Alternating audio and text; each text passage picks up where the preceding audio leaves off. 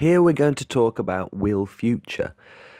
There's a lot of ways we can use the will future, so here we'll focus on future simple.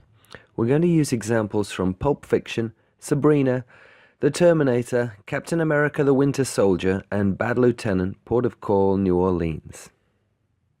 Because will is a modal verb, it must be combined with another verb to talk about the future. In the case of the future simple, that means simply will plus infinitive. We can use it for talking about future facts.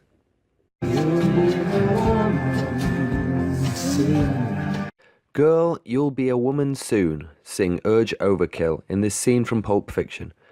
Womanhood follows girlhood in every case I know of, so this is an assertion of a future fact. We can also use future simple with will to talk about predictions or expectations.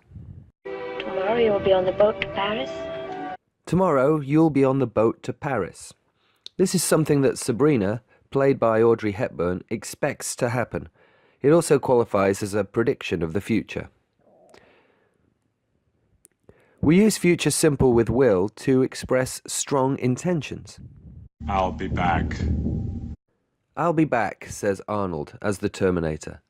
It is the strength of the intention that has made this line iconic. Most people would normally say something much less forceful, like, I might pop in later if I have time. However, Arnold is a machine, so his intentions are always pretty clear. We use future simple with will to make unplanned decisions about the immediate future. I'll check it out. I'll check it out. The SHIELD agent who says this is reacting to immediate circumstances. Without an unexpected noise, there would be nothing to check out. Finally, we used a future simple with will to make offers. I'll take the dog off your hands for a while.